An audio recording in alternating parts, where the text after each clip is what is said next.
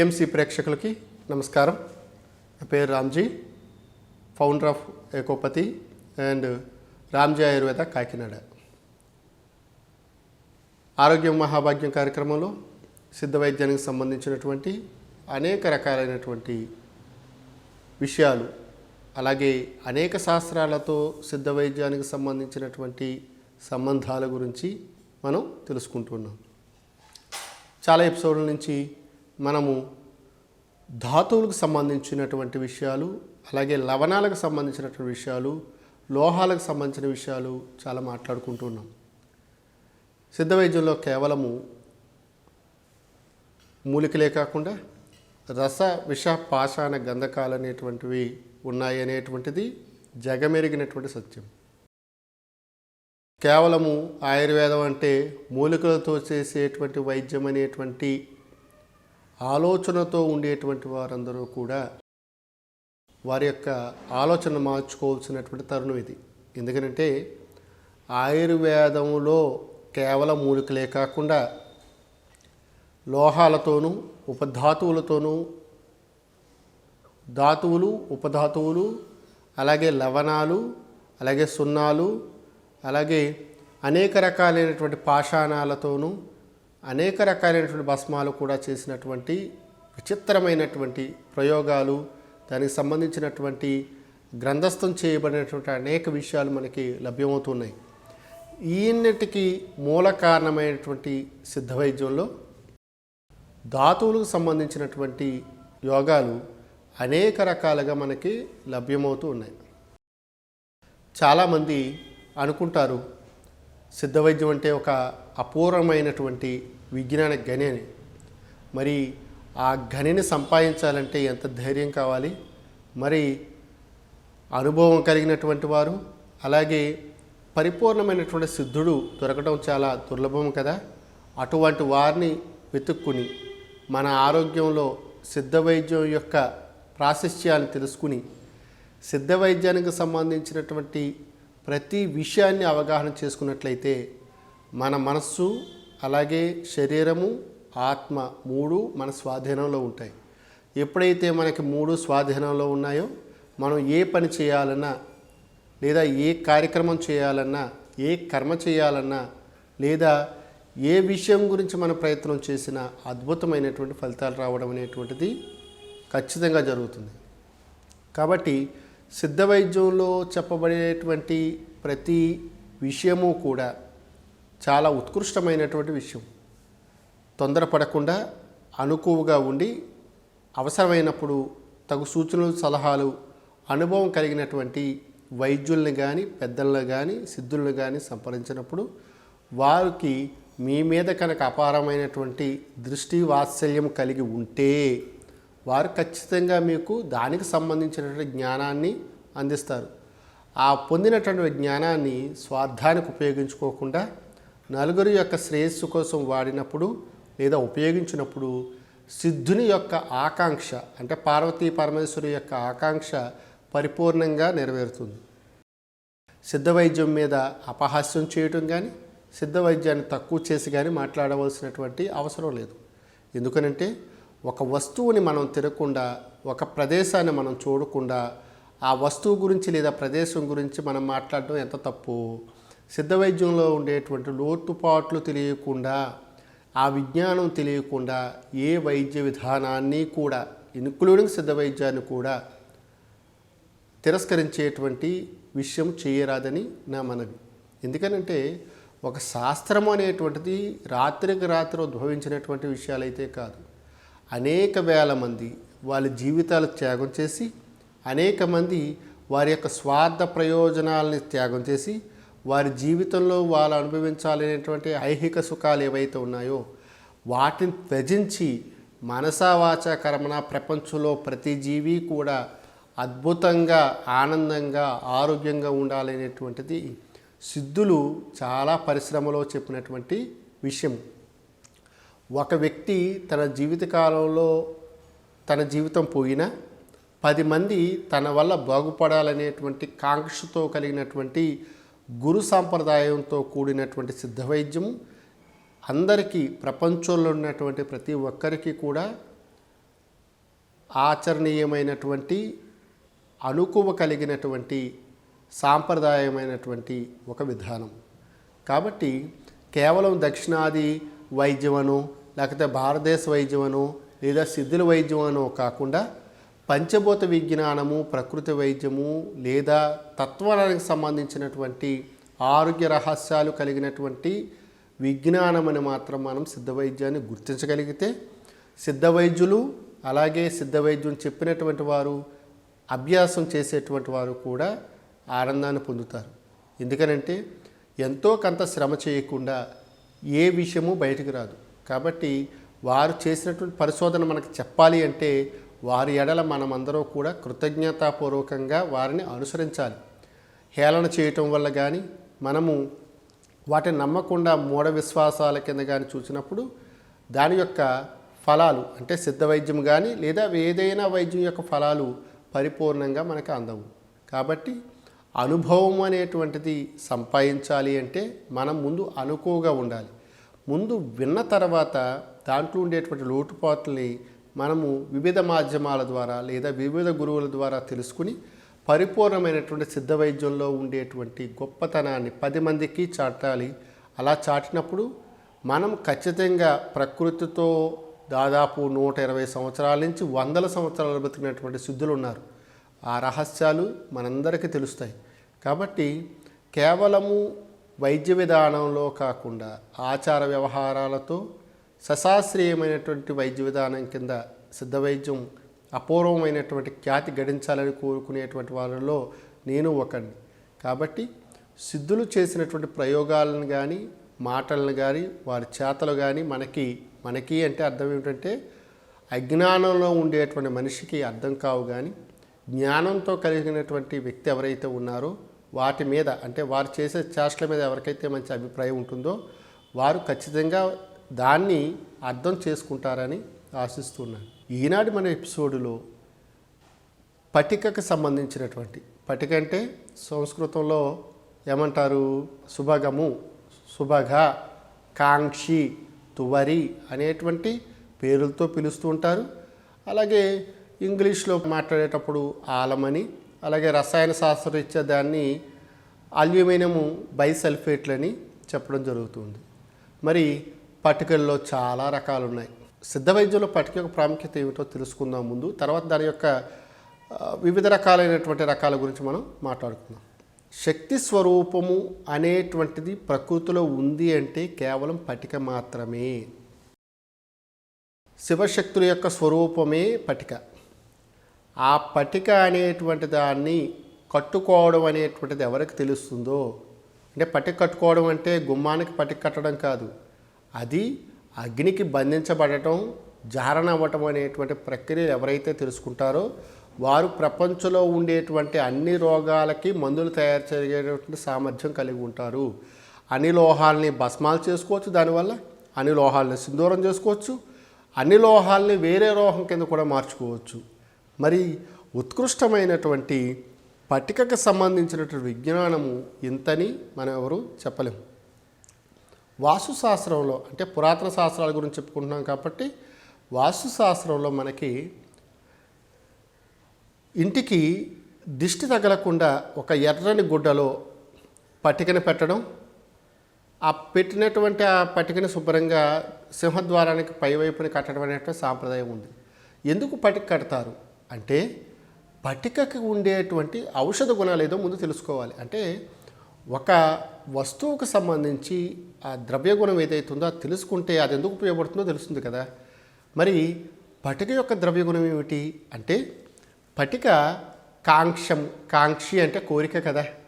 So కోరికలతో వచ్చేవారికి అది కంటికి సంబంధించినటువంటి దృష్టిని మరల్చటానికి, కంటికి సంబంధించిన దోషాలను నివృత్తి చేయటానికి, దిష్టి దోషాలు తగ్గించడానికి సాధారణంగా పటిక ఉపయోగపడుతుంది. మన ఆంధ్రదేశంలో ఉండేటువంటి సామెతలు ఒక సామెత ఏమిటంటే నరుడి దృష్టికి నలరాయైనా బద్దలవుతుంది అని. అంటే నరుడి యొక్క దృష్టి యొక్క తీవ్రతను తగ్గించేటువంటి క్యాపబిలిటీ పటిక్కి ఉందట. మరి పటిక్కి ఎర్రగుడ్డ ఎందుకు కడతారు? మోడర్న్ సైన్స్లో రంగులలో అత్యంత ఎక్కువ తరంగధైర్యం కలిగినటువంటి రంగు ఎరుపు రంగు. అంటే చీకటిలో కూడా కనపడేటువంటి రంగు, ఎక్కువ దూరం కనిపించేటటువంటి రంగు మనకి ఎరుపు రంగే. కాబట్టి ఎరుపు రంగు ఉంటే కనుక అట్రాక్షన్ అనేటువంటిది, మన దృష్టి అనేటువంటిది ఆటోమేటిక్గా దాని మీద పడిపోతుంది. సో పడిపోయినప్పుడు ఆ దృష్టిలో ఉండేటువంటి దోషాన్ని లోపల ఉండేటువంటి పట్టిక అనేటువంటిది గ్రహిస్తుంది.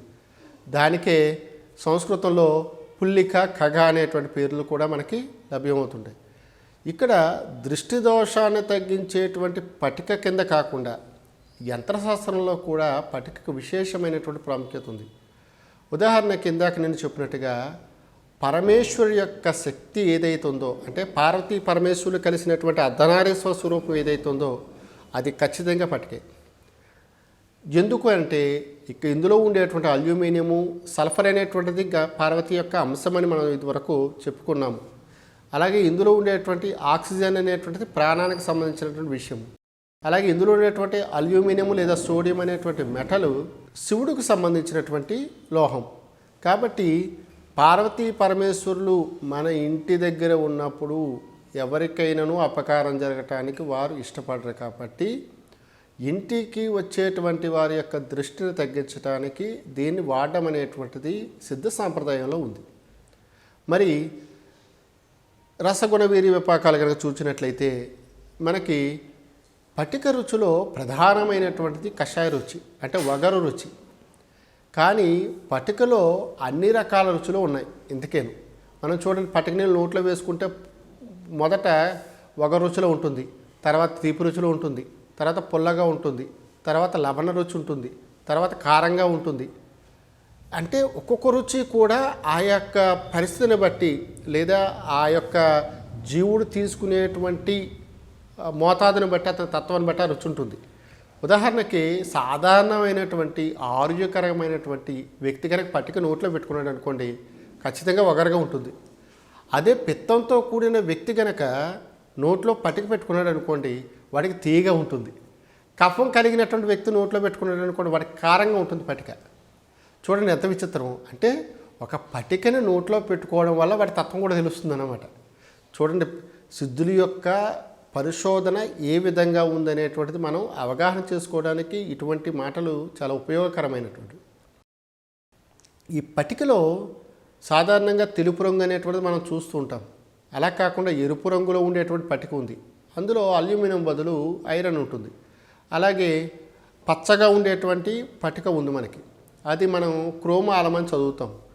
అలాగే ఇంకో రకమైనటువంటి పట్టిక పసుపు రంగులో ఉండేటువంటి పట్టిక ఉంది, అది అమ్మోనియం బైసల్ఫేట్స్ అన్నమాట. సో పట్టికల్లో కూడా చాలా రకాలు ఉన్నాయి. అందులో తేలికగా ఉండేటువంటి పట్టిక, బరువుగా ఉండేటువంటి పట్టిక రెండు ఉంటాయి. దిష్టి దోషాలను తగ్గించేటువంటి పట్టిక పర్టికులర్గా మనకి బరువుగా ఉండేటువంటి పట్టిక మాత్రమే. పట్టికని ఔషధ ఉపయోగాలతో పాటు అనేక రకాలైనటువంటి గృహ అవసరాల్లో కూడా వాడుకుంటుంటాం. ఏదైనా మలినమైనటువంటి నీటిని శుద్ధి చేయటానికి పట్టికను వాడటము ఆంధ్ర సాంప్రదాయములో కామన్ విషయం. చాలామందికి తెలుసు. బురదతో కూడినటువంటి నీటిలో కొంచెం పట్టిక ముక్కని కనుక వేసినప్పుడు కొంతసేపటికి ఆ పట్టిక యొక్క ప్రభావం వల్ల, లేదా కషాయ రుచి యొక్క ప్రభావం వల్ల, లేదా లవణ రుచి యొక్క ప్రభావం వల్ల ఆ నీటిలో ఉండేటువంటి మలినాలన్నీ కూడా అడుక్కి చేరతాయి. పైన ఉండేటువంటి తేటను తీసుకుని వాడుకోవడం అనేటువంటిది మనకి తెలుసున్న విషయమే. అయితే ఈ పట్టికకు సంబంధించి అద్భుతమైనటువంటి చాలా ప్రయోగాలు మనకి లభ్యమవుతుంటాయి. సిద్ధ వైద్యంలో పట్టిక కట్టు అనేటువంటిది ఒకటి ఉంది. అంటే దాన్ని సూర్యకారము, నవాచారము, పట్టిక ఈ మూడింటిని కూడా 1:1:1 రేషియోలో కనుక దహనం చేసినప్పుడు లేదా పొంగించినప్పుడు పట్టిక అనేటువంటిది కడుతుంది. కాబట్టి పట్టికను సూర్యకారము లేదా హారత కర్పూరంతో కూడా భస్మం చేసుకుని కట్టుకునేటువంటి పెద్దవాళ్ళు ఉన్నారు. అలాగే మూలికలతో కూడా పట్టికను కట్టేటువంటి, అంటే తగిరస, తంటప చెట్టు, రావి, మోదుగా లాంటి వాటితో క్షారాలతో కట్టినటువంటి గొప్పవాళ్ళు కూడా ఉన్నారు. వారు కట్టినటువంటి పట్టికను వివిధ రకాలైనటువంటి క్రియల్లో, అంటే రసవాద క్రియల్లోనూ అలాగే వైద్య క్రియల్లో వాడేటువంటి స్థితులు మనకి సిద్ధ వైద్య గ్రంథాల్లో లభ్యమవుతుంది. ఇది రసవాదులకు సంబంధించిన విషయం కాదు కాబట్టి కొంచెం సిద్ధ వైద్యం మీద అవగాహన కల్పించేటువంటి కార్యక్రమం కాబట్టి నేను అటువంటి విషయాలు ఇక్కడ చర్చించడానికి ఇష్టపడట్లేదు. అయితే పటిక యొక్క కొన్ని ఔషధ గుణాలని ఇప్పుడు మనం తెలుసుకుందాం. పటిక యొక్క ప్రత్యేకమైనటువంటి ఔషధ గుణం ఏమిటంటే, ఎక్కడైతే మలినం కలిగినటువంటి గ్యాంగ్రీన్ ఉంటుందో ఆ గ్యాంగ్రీన్ని అంటే పస అంటే పసుపు రంగుగా ఉండేటువంటి చీమ ఎక్కడైతే ఉంటుందో ఈ పటిక నీళ్ళతో కనుక అలా కడుగుతున్నట్లయితే ఆ చీమంతా పోయి ఆ ఎరుపుదనం అనేటువంటిది ఏర్పడుతుంది. తత్ఫలితంగా తొందరగా మనకి ఆ గాయం అనేటువంటిది తగ్గుతుంది. చాలామంది ఆడవాళ్ళకి ఋతు సంబంధమైనటువంటి ఆత్వము అంటే ఋతు సంబంధమైన రక్తము జారీగా వెళ్ళిపోతుంది, 20 రోజులకు బ్లీడింగ్ అవుతుంది. ఇటువంటి వాళ్ళకి పటిక అనేటువంటిది అమ్మవారు లాంటిది అన్నమాట, అంటే అమ్మలాంటిది. సో ఇటువంటి పటికని ఉపయోగించుకుంటే వాళ్ళకి ఆ రోగం ఎలా తగ్గుతుందో ఇప్పుడు మనం చూద్దాం. ఒక 10 గ్రాముల పటిక తీసుకుని ఒక 10 ml నెయ్యిని ఒక ఇనప బాణీలలో వేసి, లేదా నాన్ స్టిక్ వేలు కాకుండా మన స్టీల్ పాత్రలో వేసుకుని ఆ పటికను వేసి జాయిగా పొంగిస్తుంటే పటిక బాగా పొంగి తేలిగ్గా అవుతుంది. ఆ తేలిగ్గా అయినటువంటి ఆ పటికని అంటే శుద్ధి చేసినటువంటి పటిక అంటాం మనము. దాన్ని శుభ్రంగా దంచుకుని మళ్ళీ నెయ్యి అనుపానంతో కానీ లేదా కవిరి అనేటువంటిది ఒకటి ఉంటుంది, ఆ కవిరి అనుపానంతో కానీ లేదా తేనె అనుపానంతో కానీ వాళ్ళ దోషాన్ని అనుసరించి కనుక రెగ్యులర్గా రోజు ఒక బఠానీ గింజ మోతాదులో తీసుకుంటే అతిగా స్రవించేటువంటి ఋతువు కానీ తెల్లబట్ట ఎర్రబట్ట లాంటి రోగాలు కానీ తక్కువ రోజుల్లోనే తగ్గిపోతాయి. మరి ఈ మందు వాడేటప్పుడు పులుసు కూరలు కానీ మసాలా దినుసులు కానీ తినకుండా ఉండటం అనేటువంటిది చాలా మంచిది. చేసేటువంటి ప్రక్రియలో పటిక అనేటువంటి చాలా తక్కువ కాస్ట్తో దొరికేటువంటిది. అటువంటి దాన్ని అద్భుతమైనటువంటి గుణాలు ఉన్నాయని ఎవరికి తెలుస్తుంది? ఈ పటిక అనేక లోహాలను భస్మం చేయగలదు. మేము కింద ఎపిసోడ్లో మనకి సీసానికి సంబంధించిన ఎపిసోడ్లో అలాగే తగరము సత్తు సంబంధించిన ఎపిసోడ్లో కూడా మనం పటికని ఆ లోహాల్లో వేస్తూ తిప్పితే ఇవి భస్మం అవుతాయి. ఎందుకు భస్మం అవుతాయి? పటికలో గంధకాంశం ఉంది కాబట్టి భస్మం అవుతాయి. అలాగే ఉపధాతువులైనటువంటి ఇంగిలేకము కూడా పటికలో భస్మం అవుతుంది. ఈ భస్మైనటువంటి ఇంగిలేక భస్మంతో కలిపినటువంటి పటిక ఏదైతే ఉందో ఈ రెండింటినీ కనుక తేనె అనుపానంతో తీసుకుంటే మోకాలు నొప్పులు అనేటువంటివి ఏవైతే ఉన్నాయో, ఒంటికి సంబంధించిన నొప్పులు ఏవైతే ఉన్నాయో అది 100% తగ్గుతుంది. అంతేకాకుండా యుక్త వయసులో ఉండేటువంటి వాళ్ళు కనుక ఈ చెప్పినటువంటి పటిక మరియు ఇంగిలేకానికి సంబంధించినటువంటి భస్మం అంటే 2 దాట్లతో తయారు చేసిన భస్మం ఏదైతే ఉందో అది మార్కెట్లో దొరుకుతుంది. దాన్ని చాతుర్జాతకాలైనటువంటి జాజికాయ, జాపత్రి, లవంగాలు, తర్వాత పచ్చకర్పూరం వీటి యొక్క సమాన మిశ్రమంతో ఈ సమాన మోతాదు వేసి కనుక నూరుకుని తేనె అనుపానంతో తీసుకుంటే వారికి సంసారికంగా అద్భుతమైనటువంటి శక్తి ఏర్పడుతుంది. ఇది సిద్ధ వైద్యులు చెప్పినటువంటి వీర్యస్తంభన యోగం ఇది. కాబట్టి ఇలాంటివి అనేక రకాలైనటువంటి యోగాల్లో మనకి పటిక వాడడం అనేటువంటిది జరుగుతుంది. ఇంకా గొప్ప విషయం ఏమిటంటే చాలామందికి ఈ మధ్యకాలంలో కొత్త కొత్త టేస్ట్లు ఉండేటువంటి పళ్ళపొడులు బ్రష్లతో కడుక్కోవడాలు, రోజుకి 4-5 సార్లు ఏదో దాన్ని ఒక వస్తువు కింద తోవడం అనేటువంటిది జరుగుతూ ఉంటుంది. అలా జరిగేటప్పుడు వీళ్ళు పళ్ళకి సంబంధించినటువంటి పై ఏరియా అంటే చీము కారేటువంటి స్థితిలో కానీ దుర్మాంసాలు దుర్వాసన కలిగినప్పుడు ఈ పటిక నీళ్ళు అస్తమాటు పుక్కులిస్తూ ఉంటే పళ్ళు గట్టిపడి చిగులకు సంబంధించినటువంటి రక్తదోషాలన్నీ తగ్గి చిగురు నుంచి రక్తం కారడము, చీము కారడం అనేటువంటి రోగాలు కూడా తగ్గుతాయి. నిజానికి పటిక అనేటువంటిది రక్తాన్ని ఆపు చేసేటువంటి క్యాపబిలిటీ ఉంది. కాబట్టి పటిక రక్త స్కందనకారి. కాబట్టి పటికని వాడుకునేలాగా వాడుకుంటే రక్త సంబంధమైన దోషాలు, జీర్ణ సంబంధమైన దోషాలు, అలాగే క్రిమి దోషాలు, నేత్ర దోషాలు, అలాగే ఋతు సంబంధమైనటువంటి దోషాలు కూడా తగ్గేటువంటి అవకాశం ఉంది. కాబట్టి శుభ్రమైనటువంటి వైద్యుడిని, శుభ్రమైనటువంటి సిద్ధుడి దగ్గరికి వెళ్ళి పటికి సంబంధించినటువంటి మరిన్ని విషయాలు తెలుసుకోవడానికి ప్రయత్నం చేస్తారని ఆశిస్తూ ఉన్నాను. మరి ఇప్పుడు దాకా పట్టిక సంబంధించినటువంటి విషయాలు తెలుసుకుందాం కదా. మరొక ఎపిసోడ్లో మరొక మంచి విషయంతో మీ ముందు ఉంటాను. చూస్తూనే ఉండండి. నమస్కారం.